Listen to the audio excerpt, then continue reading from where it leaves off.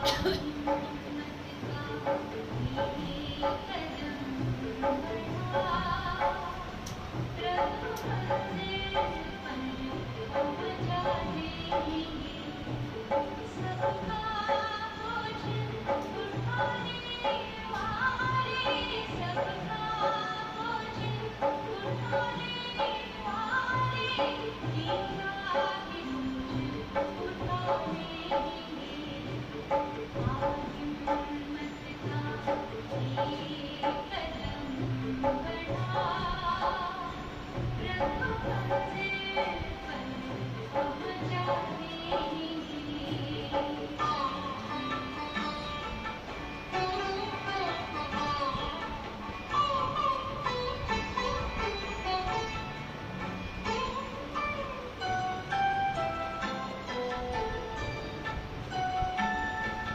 प्रभु को जिसने साथी माना, समझो उसने प्रभु को जाना। मुश्किल नहीं कुछ भी उसको, ऋषिकेश नहीं कुछ उसको पाना। घर के उमंगों से हाथ उठा ले, घर के उमंगों से हाथ उठा ले, प्रभु कदमों पे बिठा लेंगे। हिम्मत का एक कदम बढ़ा, प्रभु मंजिल पर पहुंचा देंगे।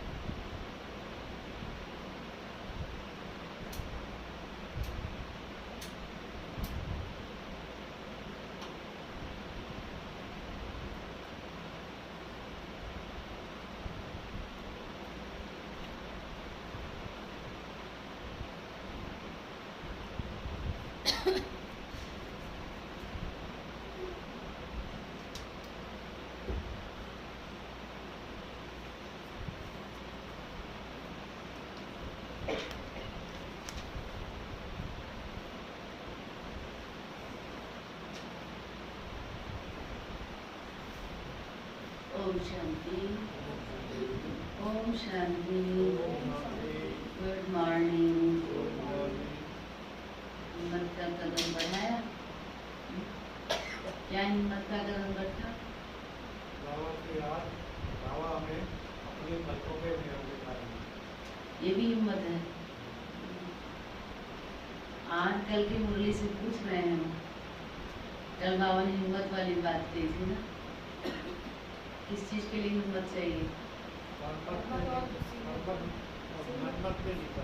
परमत और मन्नत करना चाहिए, इसकी भी हिम्मत चाहिए। ऐसा नहीं, और दूसरी बात और किसके लिए हिम्मत चाहिए?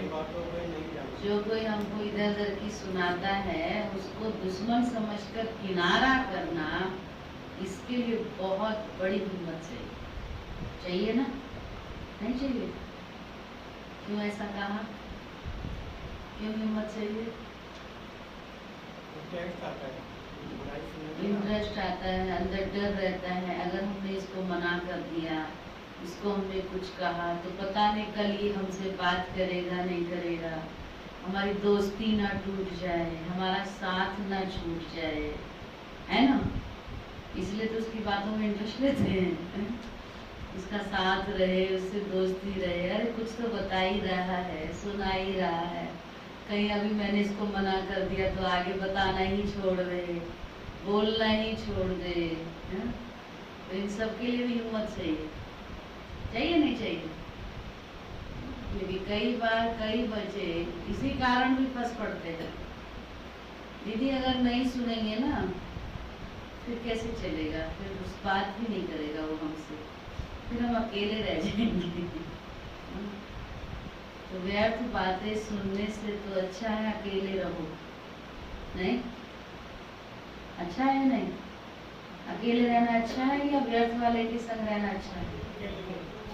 अकेले रहोगे तो अकेले में अकेले बाप को याद करोगे, और जब उसको याद करोगे तो प्राप्ति कहाँ से है? फायदा किससे है?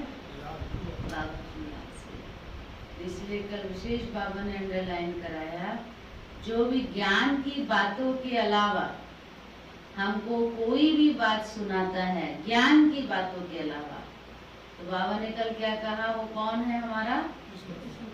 कहा था बाबा ने, याद है आपको?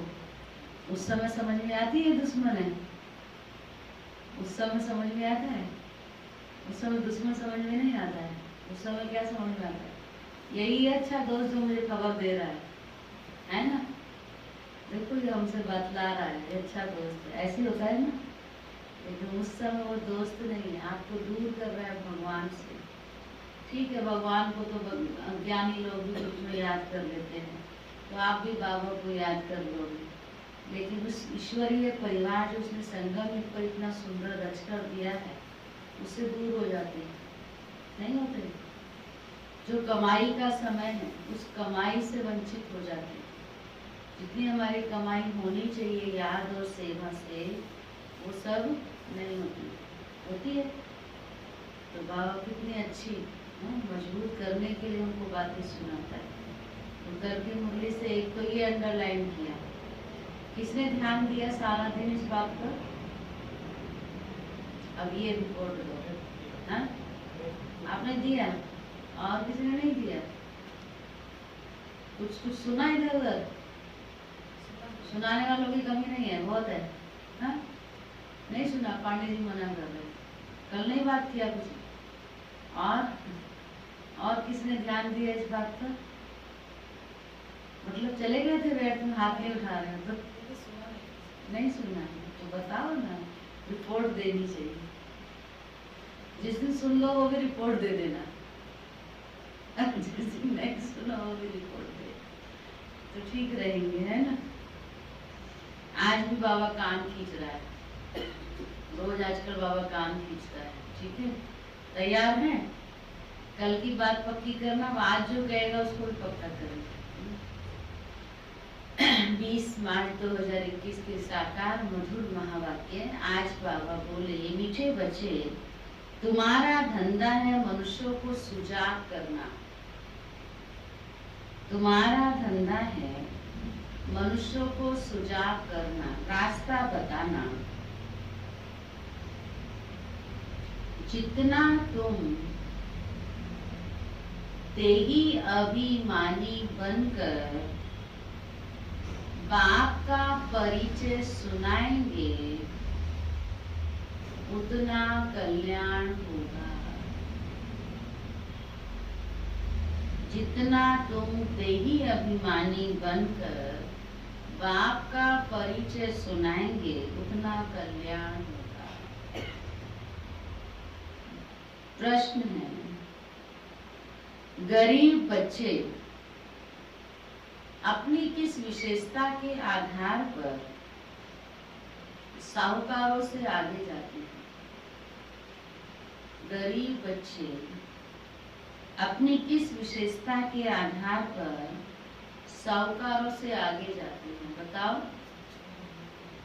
सच्चाई के आधार पर, सच्ची भावना के आधार पर। हाँ,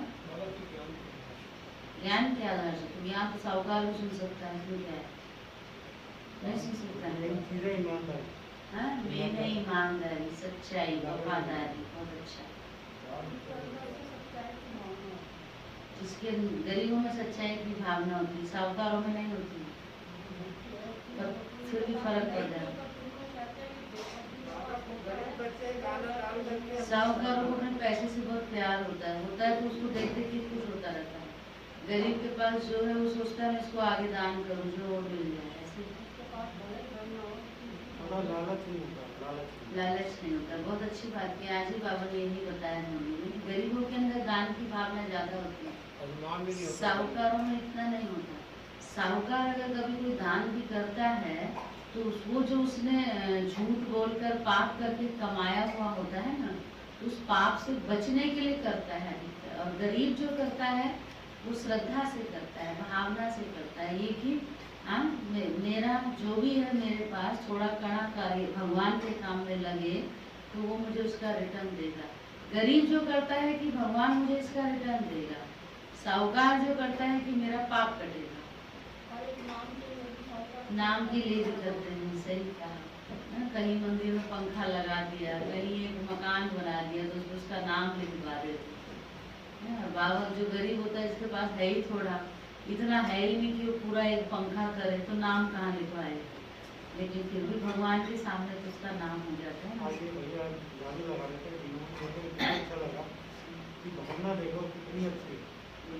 भगवान के घर की सेवा, उसके मंदिर की सफाई कम बात थोड़ी है।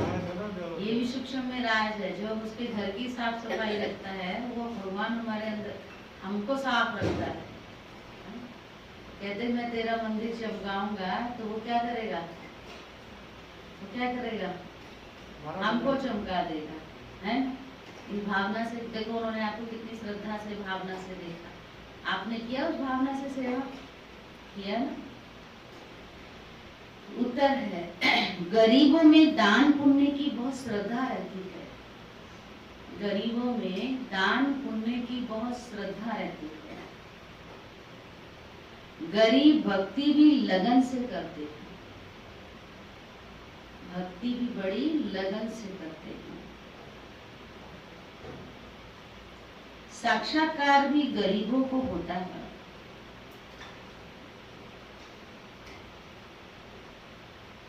साहूकारों को तो अपने धन का नशा रहता है। साक्षात्कार भी गरीबों को होता है, साहूकारों को तो अपना धन का नशा रहता है। पाप जास्ती होते हैं, इसलिए गरीब बच्चे उनसे आगे चले जाते हैं। साहूकारों को एक तो अपने धन का नशा रहता, उस धन के नशे में पाप भी कर बैठते हैं, इसीलिए गरीब आगे चला जाता है। गीत है ओम नमो शिवाय, ओम शांति। तुम मात पिता हम बालक तेरे, ये किसके लिए कहा? तुम मात पिता हम बालक तेरे किसके लिए कहा? किसके लिए कहा? कौन है मात पिता? शिव बाबा। बालक हम बच्चे। तो यह तो जरूर परम पिता परमात्मा की महिमा गाई हुई है ना। यह तो क्लियर महिमा है क्योंकि वह रचेता है। लौकिक माँ बाप भी बच्चे के रचेता हैं। पारलौकिक बाप को भी रचता कहा जाता है, बंधु सहायक सखा कहा जाता है, बहुत महिमा गाते हैं। लौकिक बाप की इतनी महिमा नहीं है। परम पिता परमात्मा की महिमा ही अलग है। बच्चे भी महिमा करते हैं, ज्ञान का सागर है, नॉलेजफुल है, उनमें सारा ज्ञान है। नॉलेज कोई शरीर निर्वाह की पढ़ाई का नहीं है, उनको ज्ञान का सागर नॉलेजफुल कहा जाता है। तो जरूर उनके पास ज्ञान है, परंतु कौन सा ज्ञान यह किसकी समझ में नहीं आता है। ये सृष्टि चक्र कैसे करता है उसका ज्ञान बाप देते हैं। तो वही ज्ञान सागर पतित पावन है। कृष्ण को कभी पतित पावन व ज्ञान का सागर नहीं कहते। उनकी महिमा बिल्कुल न्यारी है। दोनों हैं भारत के निवासी। शिव बाबा की भी भारत में महिमा है। शिव जयंती भी यहाँ मनाते हैं, कृष्ण की जयंती भी मनाते हैं, तो गीता की भी जयंती मनाते हैं। 3 जयंती मुख्य है। कौन कौन सी? शिव जयंती, कृष्ण जयंती और गीता जयंती। अब प्रश्न उठता है कि पहले जयंती किसकी होगी, शिव की या कृष्ण की? मनुष्य तो बिल्कुल ही बात को भूले हुए हैं। कृष्ण की जयंती बड़े धूमधाम से प्यार से मनाते हैं। शिव की जयंती का इतना किसको पता भी नहीं है। बाबा कहते कभी हॉलीडे भी नहीं करते हैं। आजकल तो 1 साल करते हैं, 1 साल नहीं करते, है ना। क्योंकि शिव को पूरा जानते नहीं। जन्माष्टमी की तो छुट्टी होती है ना, शिव जयंती की इतना नहीं करते हैं। तो इसलिए बाबा कहते शिव जयंती का इतना किसको पता नहीं है, न गायन है कि शिव ने आकर क्या किया। उनकी बायोग्राफी का किसको भी पता नहीं है। कृष्ण की तो बहुत बातें लिख दी हैं। गोपियों को भगाया, यह किया, कृष्ण के चरित्रों में क्या क्या उसको लिख दिया है। कृष्ण के चरित्रों की खास एक मैगजीन भी निकलती है। शिव के चरित्र आदि का कुछ भी नहीं है। कृष्ण की जयंती कब हुई, फिर गीता की जयंती कब हुई, कुछ भी नहीं समझते। कृष्ण जब बड़ा हो तब तो ज्ञान सुनावे ना। कृष्ण के बचपन को तो दिखाते हैं। कृष्ण के बचपन में क्या दिखाया, टोकरी में डालकर सागर पार किया, ले गए। बड़ेपन का दिखाते हैं, रथ पर खड़ा है। छोटेपन में टोकरी पे उठा के उसको ले गए, और बड़ा हुआ तो रथ पर खड़ा है। चक्र चलाते हैं। 16-17 वर्ष का होगा चक्र चलाते हुए, बाबा उसकी कहानी सुना रहे हैं। बाकी चित्र छोटेपन के दिखाए हैं। अब गीता कब सुनाई, उसी समय तो नहीं सुनाई होगी। जब लिखते हैं फलानी को भगाया, यह किया, तो उस समय तो ज्ञान शोभे भी नहीं। समझ में आई ये बात? किसने समझी क्या? जब उसके ऊपर ये कलंक लगाया कि उसने उसको भगाया तो ज्ञान कैसे सुनाएगा? अगर वो ज्ञान सुनाएगा तो उसके मुंह से ज्ञान शोभेगा भी नहीं कि एक तरफ तो भगा रहा है, ऊपर से ज्ञान सुना रहा है। मतलब कुछ भी बोल रहे हैं, लेकिन क्या बोल रहे हैं अर्थ कुछ भी नहीं समझ रहे हैं। कोई कहा ना, बाबा ने कहा जब लिखते हैं फलानी को भगाया, यह किया, उस समय तो ज्ञान शोभे भी नहीं। यहाँ कोई भगाने वाला ज्ञान सुनाएगा तो सुनेंगे उससे, है उसको मारेंगे ना, बड़ा ज्ञानी बन रहा है। और कृष्ण ने भगाया भी और ज्ञान भी सुनाया। तो ज्ञान तो जब बुजुर्ग हो तब सुनाए ना। क्या तो गीता भी कुछ समय बाद सुनाई होगी। अब शिव ने क्या किया कुछ नहीं पता। ना बाबा कहते कृष्ण के लिए क्या क्या लिख दिया है, जबकि गीता भी किसने सुनाई, शिव ने सुनाई। सारा काम किसका है, पुरानी दुनिया से नई दुनिया में ले जाने के लिए भगा के भी वही लाया है हम सबको। कौन? शिव बाबा लाया है ना। लेकिन शिव का कोई चरित्र नहीं है, और कृष्ण के लिए क्या क्या लिख दिया है। तो बाबा कहते हैं अज्ञान नींद में सोए पड़े हैं। बाप कहते हैं मेरी बायोग्राफी का कोई को पता ही नहीं है, मैंने क्या किया। शिव बाबा कहता मेरे लिए कुछ नहीं किसी को पता कि मैंने क्या किया। मुझे ही पतित पावन कहते हैं। मैं आता हूँ तो साथ में गीता है। मैं साधारण बूढ़े अनुभवी तन में आता हूँ। शिव जयंती भी तुम भारत में ही मनाते हो। कृष्ण जयंती, गीता जयंती, ये 3 मुख्य हैं। राम की जयंती तो बाद में होती है, श्री कृष्ण जन्माष्टमी कहते हैं और फिर राम नवमी कहते हैं। इसके पीछे भी रहस्य है। इस समय जो कुछ होता है वह सब बाद में मनाया जाता है। सतयुग त्रेता में जयंती आदि होती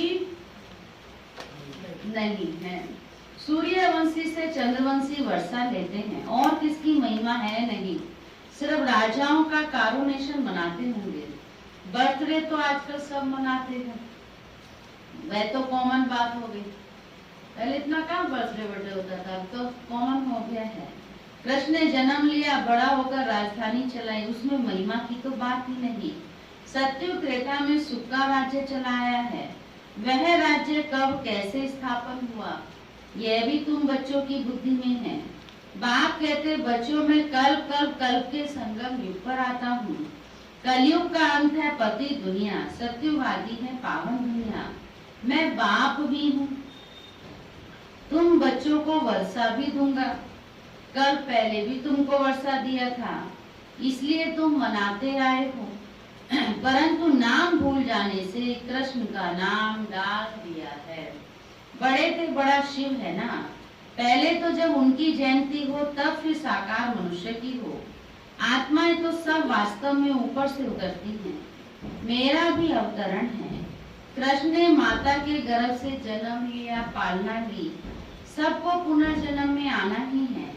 शिव बाबा पुनर्जन्म नहीं लेते हैं, आते तो है ना। तो ये सब बातें कौन समझाते हैं, बाप बैठकर समझाते हैं।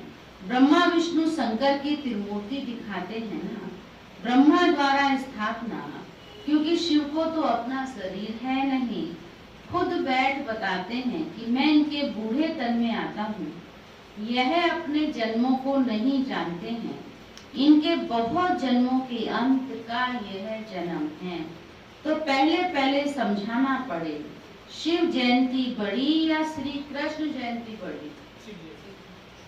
अगर कृष्ण ने गीता सुनाई तो गीता जयंती तो श्री कृष्ण के बहुत वर्षों के बाद होगी।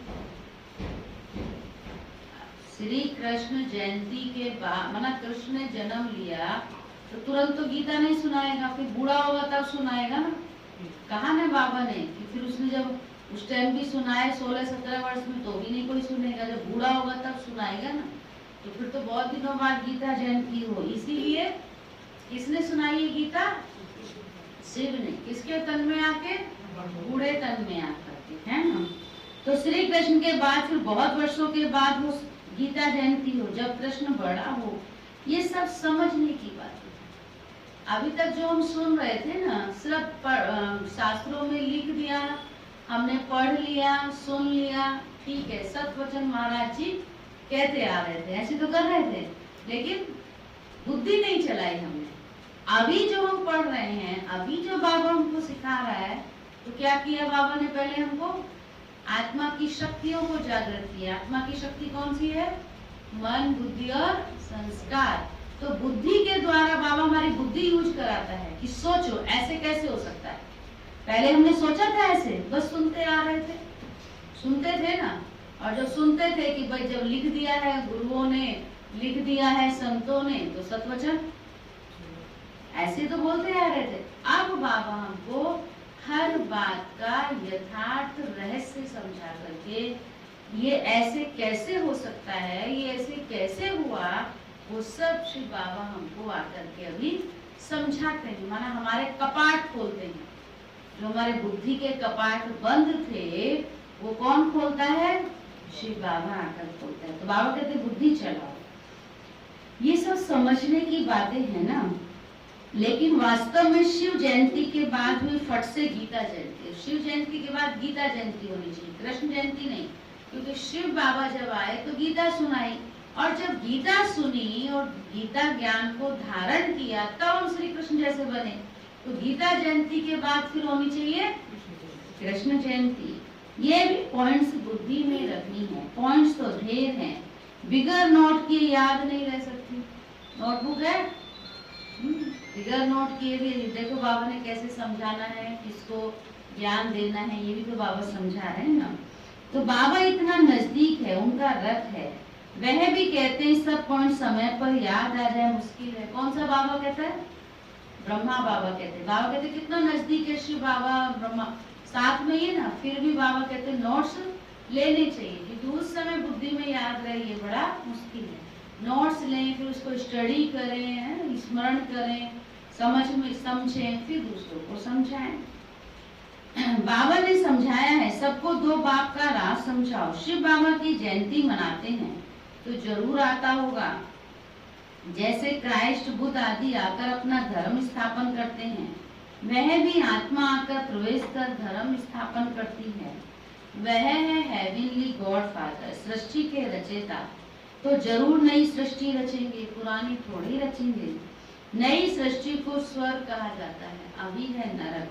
बाबा कहते हैं मैं कल कल के संगम पर आकर तुम बच्चों को राज्यों का ज्ञान देता हूँ। यह है भारत का प्राचीन योग। किसने सिखाया? शिव बाबा का नाम तो गुम कर दिया है। एक तो कहते हैं गीता का भगवान श्री कृष्ण और विष्णु आदि के नाम दे देते हैं। शिव बाबा ने राजयोग सिखाया था, किसको भी ये पता नहीं है। शिव जयंती निराकार की जयंती ही दिखाते हैं। वह कैसे आया, क्या कर किया, ये भी कोई नहीं जानते। वह तो सर्व का सदगति दाता, लिबरेटर, गाइड है। अभी सर्व आत्माओं को गाइड चाहिए परमात्मा, वह भी आत्मा है। जैसे मनुष्यों का गाइड भी मनुष्य होता है, वैसे आत्माओं का गाइड भी आत्मा चाहिए। वह तो सुप्रीम आत्मा ही कहेंगे। मनुष्य तो सब पुनर्जन्म ले पतित बनते हैं, फिर पावन बनाए वापिस कौन ले जाए। बाप कहते हैं मैं ही आकर पावन होने की युक्ति बताता हूँ कि तुम मुझे याद करो। कृष्ण तो ये कह ना सके कि देह का संबंध छोड़ो, वह तो 84 जन्म लेते हैं, सब संबंधों में आते हैं। बाप को अपना शरीर नहीं है, तुमको ये रूहानी यात्रा बाप सिखलाते हैं। यह है रूहानी बाप की रूहानी बच्चों के प्रति नॉलेज। कृष्ण कोई का रूहानी बाप थोड़े ही है, रूहानी सबका बाप शिव बाबा कहते हैं मैं ही हूँ। मैं ही गाइड बन सकता हूँ, liberator, guide, blissful, peaceful, ever pure, सब मेरे लिए कहते हैं। कल तो धोबी बना हुआ था बाबा, है ना? आज क्या कहता है? Liberator, guide, blissful, peaceful, ever pure. कौन है? सब मेरे लिए है। अभी तुम आत्माओं को नॉलेज दे रहा हूँ। बाप कहते हैं मैं इस शरीर द्वारा तुमको दे रहा हूँ, तुम भी शरीर द्वारा नॉलेज ले रहे हो। वह है गॉड फादर, उनका रूप भी बताया है। जैसे आत्मा बिंदी है वैसे परमात्मा भी बिंदी है। ये कुदरत है ना। वास्तव में बड़ी कुदरत तो यह है जो इतने छोटे स्टार में 84 जन्मों का पाठ है। कितनी है आत्मा? 84। इतनी सी आत्मा स्टार है, छोटी बिंदी है। अब जन्म पाठ कितना भरा हुआ इसमें? अविनाशी 84 जन्मों का भंडार है ना ये। और वो अपने समय पर अपने आप उसका पाठ खुलता जाता है, उसे किसी को बताने की जरूरत नहीं पड़ती है। कोई उसको गाइड करे, टीच करे, ऐसा नहीं। ऑटोमेटिक उसका जो पाठ जिस समय आता है वो अपना पाठ प्ले ऑटोमेटिक करती रहती है ना। ये वंडरफुल राज की बात। यह है कुदरत। बाप का भी ड्रामा में पार्ट है। भक्ति मार्ग में भी तुम्हारी सर्विस करते हैं शिव बाबा। तुम्हारी आत्मा में 84 जन्मों का पाठ अविनाशी है। इसको कहा जाता है कुदरत। इसका वर्णन कैसे करें? इतनी छोटी सी आत्मा है, ये बातें सुनकर वंडर खाते हैं। आत्मा हैवी स्टार माफी 84 जन्म एक्यूरेट होती है। सुख भी वह एक्यूरेट, सुख भी एक्यूरेट भोगेगी। यह भी कुदरत है। बाप भी है, आत्मा व परमात्मा है, उनमें सारी नॉलेज भरी हुई है जो बच्चों को समझाते हैं। यह है नई बातें। नए मनुष्य सुनकर तो कहेंगे कि इनका ज्ञान तो कोई शास्त्रों में भी नहीं है। नया नया कोई सुने कहीं, पता नहीं कहाँ से नई नई बात लेके आते हैं। इनका ज्ञान तो कहीं ऐसा शास्त्रों में भी नहीं सुना है। फिर भी जिन्होंने कल पहले सुना है, बाबा कहते वर्षा लिया है, वही वृद्धि को पाते रहते हैं। टाइम लगता है, प्रजा ढेर बनती है, वह तो सहज है। राजा बनने में मेहनत है, प्रजा बनना सहज है, राजा बनने में मेहनत है। प्रजा के सिर्फ ज्ञान सुन लो बस, और राजा के लिए हर बात में एक्यूरेट चाहिए, नंबर 1 चाहिए, चारों सब्जेक्टों में नंबर 1 चाहिए। मनुष्य जो बहुत धन दान करते हैं तो राजाएं घर में जन्म लेते हैं। गरीब भी अपनी हिम्मत अनुसार जो कुछ दान करते होंगे तो वह भी राजा बनते हैं। जो पूरे भगत होते हैं, जो पूरे भगत होते हैं वो क्या करते हैं? वो भक्ति में भी ऐसे नहीं, वो भक्ति में भी अनन्य भक्ति भी करते हैं और हर कार्य में बढ़ चढ़ कर भाग लेते हैं। ऐसे ही बाबा कहते हैं यहाँ भी जो पूरे भगत होते हैं दान पुण्य भी पूरा करते हैं। ठीक है, साहूकारों से पाप जास्ती होते होंगे। मेरे को कोई कह रहा था, ऐसी याद आ रही बात, तो सुना दूं? कभी कभी सुनने को मिल जाती है हमको, कहीं से भी बात चलती है तो घूम फिर के पहुंच जाती है ना यार। कहते इससे तो अच्छा हम भक्ति ठीक थे, मंदिर में जाते थे, मन में आया तो डाल दिया 2 रुपया 10 रुपया, नहीं तो छुट्टी, वहाँ कोई कुछ कहता नहीं, तो हर आए दिन सेवा चलते। ऐसा है, ऐसा है नहीं? भक्ति में भी जो भगत होते हैं ना अच्छे, वो वहां भी खूब सेवा करते हैं। वो वही वाले भगत होते हैं जिनको करना नहीं होता, वही हाँ कैसे बोलते हैं। ये तो भक्ति में भी जो भगत होते हैं मंदिरों में मूर्ति स्थापन करवाते हैं, वो भी बहुत करते हैं। वहाँ मूर्तियों के कपड़े बनाते हैं, है ना, मूर्तियों के ज्वेलरी बनवाते हैं, मंदिर में बहुत सारी चीजें तैयार, वो भी वहाँ भी करते हैं करने वाले। तो जैसे वहां भी करने वाले होते हैं जो पूरे भगत होते हैं, ऐसे यहाँ भी ऐसे बच्चे होते हैं जो वहां मंदिर में भी नहीं करने वाले होते हैं, वो मंदिर में भी सिर्फ माथा टेकने वाले होते हैं, तो वही फिर यहाँ भी सिर्फ माथा टेकते होते। तो सब जगह सब प्रकार के ऐसे इतने बड़े बड़े मंदिर, इतने सुंदर आलिशान मंदिर ऐसे थोड़ी बन जाते हैं। वहां भी तो है ना भगत करने वाले, हैं या नहीं है? वहां भी ये करने वाले हैं। जनता जो होती है उसके सहयोग से। हाँ, तो यही बात है ना। ऐसे बाबा के यहाँ भी बाबा, इसलिए बाबा देवा कुंडली में कहता है ना कि जो पक्के भगत वहाँ होंगे वो यहाँ भी पक्के वारिस बनेंगे, है ना? ऐसे होगा ना, जैसे जिसकी भावना, तो सुनने में तो आ जाती है ना भावना, बोल जाते हैं। लेकिन बाबा कहते हैं फिर भी हमें, बाबा कहता है तो आपका घर है, घर के बच्चे हैं, तो घर में क्या होता है? घर में क्या होता है? कभी कभी का होता है, रोज का होता है, रोज का होता है ना, कभी कभी का विशेष होता है। ऐसे बाबा का भी घर है। तो जो पूरे भगत होते हैं, भगत से मुझे उस आत्मा की बात याद आई जिसमें आत्मा ने ये बात कही, जो पूरे भगत होते हैं वे दान पुण्य भी पूरा करते हैं। साहूकारों से पाप जास्ती होते होंगे, गरीबों में श्रद्धा बहुत रहती है, बहुत प्यार से थोड़ा भी दान करते हैं तो बहुत मिलता है। गरीब भक्ति भी बहुत करते हैं, दर्शन दो नहीं तो हम गला काट देते हैं, साहूकार ऐसे नहीं करेंगे। साक्षात्कार भी गरीबों को होते हैं, वही दान पुण्य करते हैं, राजाएं भी वह बनते हैं। पैसे वालों को अहंकार रहता है, यहाँ भी गरीबों को 21 जन्म का सुख मिलता है। गरीब जास्ती है, साहूकार पिछाड़ी में आएंगे। तो भारत जो इतना ऊंच था, सो फिर इतना गरीब कैसे हुआ, ये भी तुम समझते हो। अर्थ के आदि में सब महरादी चले जाएंगे तो गरीब हो जाएंगे। रावण राज्य होने से हाहाकार हो जाता है, तो फिर ऐसी चीज रह ना सके।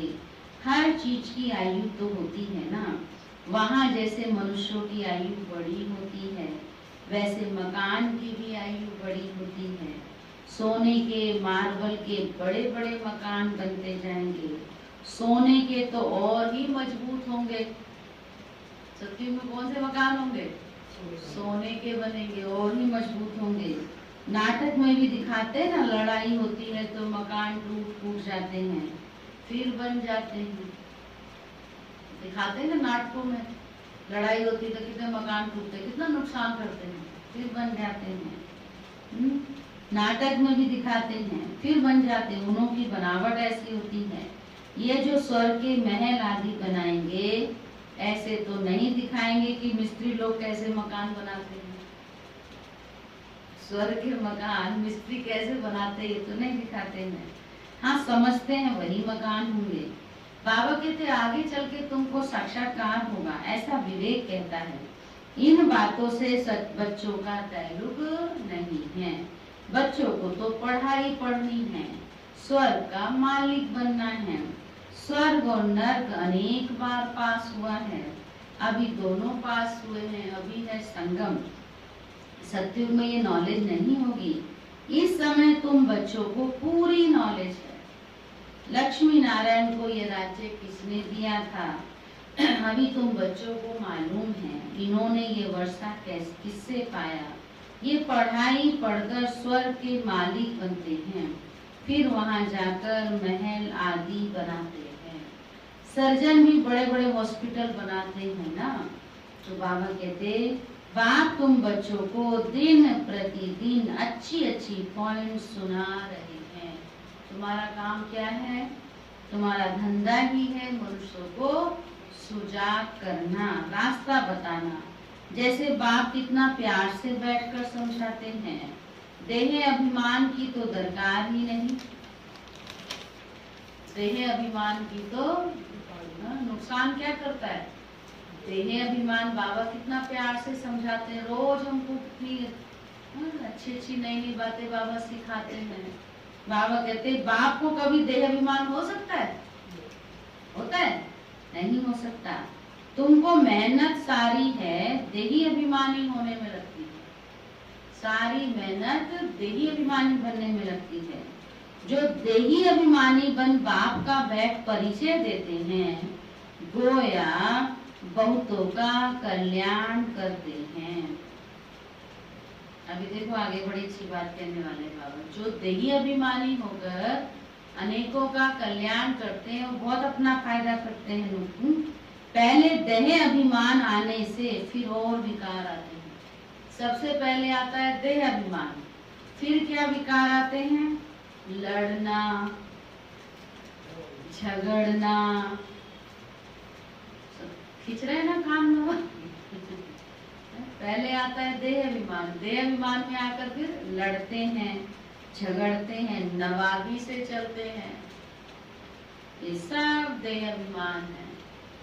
लड़ना, झगड़ना, नवाबी से चलना। नवाबी से चलना माना पकड़ के चलना, मेरे जैसा कोई नहीं है। भल अपना राजयोग है तो भी बहुत साधारण रहना है, नवाबी से नहीं रहना है। भले हम राजयोगी हैं, माना योगी हम कौन से? राजा बनने वाले हैं, लेकिन चलना बड़े आराम से है, नवाबी से नहीं। तो भी बहुत साधारण रहना है। थोड़ी चीज में अहंकार आ जाता है। कई बार होता है ना, किसी को कोई चूहे को हल्दी की गांठ मिली तो समझा मैं तो पंसारी बन गया। किसी को थोड़ा सा कुछ मिल गया तो बस अब तो यही है सब कुछ मेरा। अहंकार में आ जाते हैं, तो किसी को कुछ नहीं समझते। थोड़ी चीज में अहंकार आ जाता है। फिर बाबा कहते घड़ी फैशनेबल देखी तो दिल होगी ये पहने। आजकल तो बड़ी बड़ी सुंदर सुंदर आ रही है, एक दूसरे को देखते हैं, तुमने तो बड़ी सुंदर घड़ी पहन रखी है, कहाँ से ली? कहाँ से ली? चलो हमें बताओ, हम भी लेके आए। ये भी क्या है? देह अभिमानी है ना। घड़ी फैशनेबल देखी तो दिल होगी ये पहनी, ख्याल चलता रहेगा, इसको भी देह अभिमान कहा जाता है। घड़ी है, कपड़े हैं, कहाँ से ली तुमने ये साड़ी? माताओं में होता है, भाइयों में होता है, दोनों में होता है, ऐसे ना होता है ना। कहाँ से लिया तुमने ये ड्रेस? बड़ा सुंदर लग रहा है। तो ये क्या है? ये भी तो देह अभिमान है ना। बाबा कहते हैं इसको भी देहाभिमान कहा जाता है। अच्छी ऊंची चीज होगी तो संभालना पड़ेगा। बढ़िया चीज पहनेंगे तो, अब घड़ी इतनी अच्छी महंगी पहनी है तो ध्यान जाएगा ना बार बार, खराब ना हो जाए। या कपड़े बहुत अच्छे पहने हैं, महंगे पहने हैं, खराब ना हो जाए, ध्यान जाएगा ना, बुद्धि उसमें जाएगी तो योग लगेगा, बुद्धि तो उसमें रहेगी। अच्छी ऊंची चीज होगी तो संभालना पड़ेगा, गुम होगी तो ख्याल होगा, अरे खो गया। जैसे आजकल तो सबसे ज्यादा महंगे क्या है, ये क्या बोलते हैं इसको, फोन। बड़ा संभाल, जरा सा गुम हो गया तो देखो कितना नुकसान है, कितनी बुद्धि जाती है। नहीं, उस टाइम तो मोबाइल इतने नहीं थे तो बाबा ने घड़ी की बात कह दी, कपड़ों की बात कह दी। गुम होगी तो ख्याल होगा, अंत समय कुछ भी याद आया तो पद भ्रष्ट हो जाएगा। कौन याद आना चाहिए? बाबा। ये देह अभिमान की आदतें हैं। फिर सर्विस के बदले डिससर्विस भी जरूर करेंगे। रावण ने तुमको देह अभिमानी बनाया है। देखते हो बाबा कितना साधारण चलते हैं, हर एक की सर्विस देखी जाती है। महारथी बच्चों को अपना शो करना है। महारथियों को ही लिखा जाता है कि तुम फलानी जगह जाकर भाषण करो, एक दो को बुलाते हैं, लेकिन बच्चों में देह अभिमान बहुत रहता है। भाषण में भल अच्छे हैं परंतु आपस में रूहानी स्नेह नहीं है। देह अभिमान लून पानी बना देता है। कोई बात में झट बिगड़ पड़ना यह भी तो नहीं होना चाहिए ना। इसलिए बाबा कहते हैं कोई पूछना है तो बाबा से आकर पूछे अपनी अवस्था के बारे में। कोई कहे बाबा आपको कितने बच्चे हैं, कितने बच्चे हैं शिव बाबा को? हाँ, कहूंगा बच्चे तो अनगिनत हैं। सुनना, कोई बाबा को आके पूछे आपको कितने बच्चे हैं तो बाबा कहते हैं मैं कहूंगा बच्चे तो अनगिनत हैं परंतु कोई कपूत है तो कोई सपूत भी है। अब ये हमें सोचना है कि हम किस लिस्ट में हैं। आएंगे तो सब सपूत लिस्ट में जाएंगे तो यही ना। अब लेकिन कपूत कैसे बन जाते हैं, वो भी बाबा ने राज खोल रखे हैं। तो बाबा कहते कहूंगा अनगिनत है परंतु कोई कपूत है, कोई सपूत अच्छे अच्छे हैं। ऐसे बाप का तो फरमान बरदार वफादार बनना चाहिए ना। कैसे बाप का? शिव बाबा जितना प्यार से हमको रोज पढ़ाते हैं, है ना, इतने प्यार से हमको इतनी अच्छी अच्छी शिक्षाएं देते हैं, इतनी प्यार से हमारी पालना करते हैं, ऐसे बाप का तो क्या बनना चाहिए? फरमान बरदार वफादार बच्चा बनना चाहिए। ठीक है ना? हम फरमान बरदार वफादार। बताओ जरा बाबा को हाथ खड़ा करके, सपूत बैठे हैं आप? नहीं, दूसरा नाम नहीं लेना चाहिए। सपूत है ना, हम सब सपूत है ना, सपूत ही आते हैं, ऐसा नहीं आते हैं, सपूत भी आ जाते हैं। सपूत ही आते हैं, कह रहे सपूत ही आते हैं। नहीं अच्छा, ठीक है। पर बाबा ने कहा जो ज्ञान होता नहीं अपने तब से सोचते हैं जो वफादार है, फरमान बरदार है, वो सपूत है। कृष्णा में सवेरे आ गई, मैं वैसे रोज आती हूँ, बाद में आती हूँ। अच्छा, मीठे मीठे सिखी लदे बच्चों प्रति मात पिता बाप दादा का याद प्यार और गुड मॉर्निंग। रूहानी बाप की रूहानी बच्चों को नमस्ते। हम रूहानी बच्चों की रूहानी बाप दादा को भी गुड मॉर्निंग, नमस्ते नमस्ते। धारणा के लिए मुख्य सार, देह अभिमान में आकर किसी भी प्रकार का फैशन नहीं करना है। बाबा ने घड़ी का नाम दिया, पर चाहे घड़ी हो चाहे कुछ भी हो, मोबाइल हो, है हाँ बहुत लगाती हूँ, ठीक है। और वो भी देह अभिमान है ना। और गर्मी में तो पसीनों की स्मेल आती है ना, तो इसलिए भी लगाते हो। राइट कर दिया। तो दादियाँ लगाती हैं? तो दादियाँ जो दादियाँ तो बड़ी इत्र वाला- लगाती हैं। चलो सुनते हैं, और बताओ। इत्र लगा लिया करो थोड़ा थोड़ा सा। गर्मी हो इत्र लगा। और क्या नहीं करना है? लगता है कृष्णा मैम को परफ्यूम से एलर्जी है, इसलिए उन्होंने नाम लिया। देहाभिमान में आकर किसी भी प्रकार का फैशन नहीं करना है। शौक नहीं रखना। जास्ती शौक नहीं रखनी, जास्ती शौक नहीं रखनी। बहुत बहुत साधारण होकर चलना है, बहुत बहुत साधारण होकर चलना है। सेकंड पॉइंट, आपस में बहुत बहुत रूहानी स्नेही से चलना है।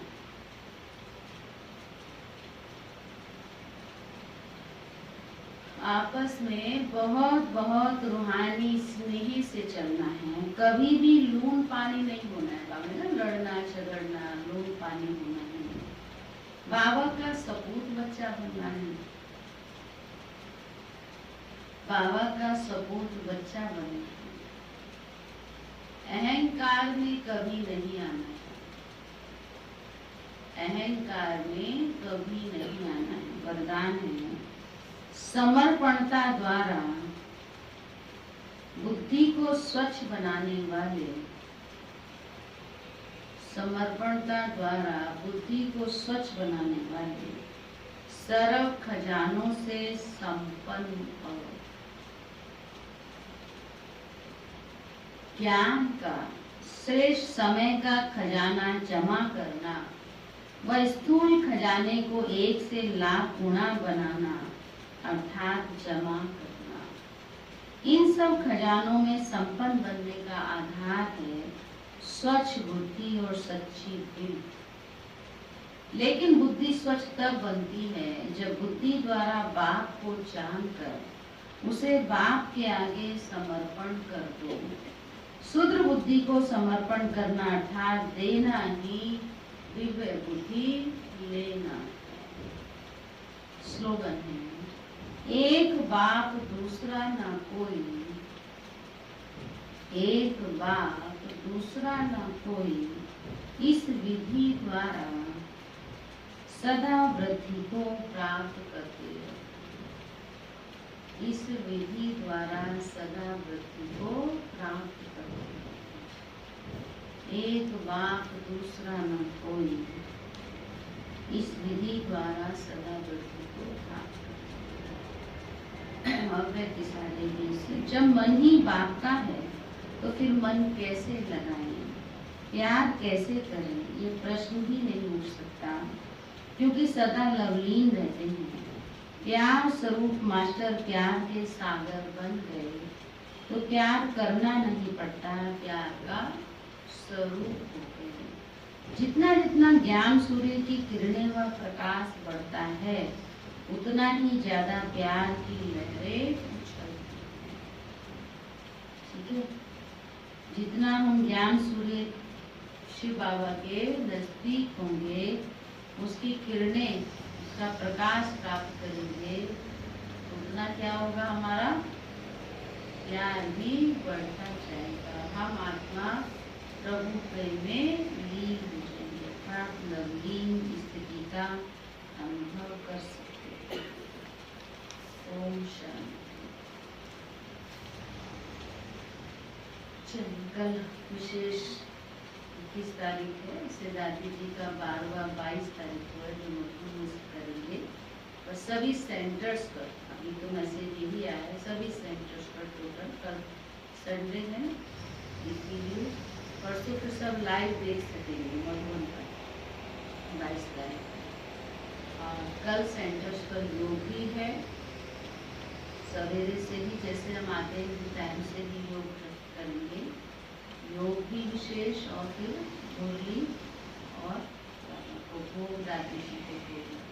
ठीक है, ठीक है, सभी को मिला है ना मैसेज? ओम शांति। तो बजे से हो जाएगा बहुत तो ये क्या चीज़? मुरली तो सवेरे हुई है परमानेंट, उसके बाद का क्या मुझे प्रोग्राम? भी लेट सुनाए। पहले योग रहेगा थोड़ा जिस दिन जब प्रोग्राम रखते हैं ना तो थोड़ा सबका इंतजार करते हैं, सब इकट्ठे हो जाए। ऐसे तो हम रोज मुरली सुनते ही हैं, लेकिन एक दिन संगठन की मुरली हो जाए ना तो मुरली का लेट चलेगी, पहले योग चलेगा। 8 बजे से योग रहेगा और 12-1 बज जाएगा प्रोग्राम। तो योग में आप ले आराम से फ्री होकर भी आ सकते मेरी वाली का मतलब मैं तो लेते वाला हूँ। हैं, लेट हो जाएगा। कोई नहीं, एक बार सवेरे आ जाना फिर बाद में आ जाना योग करके।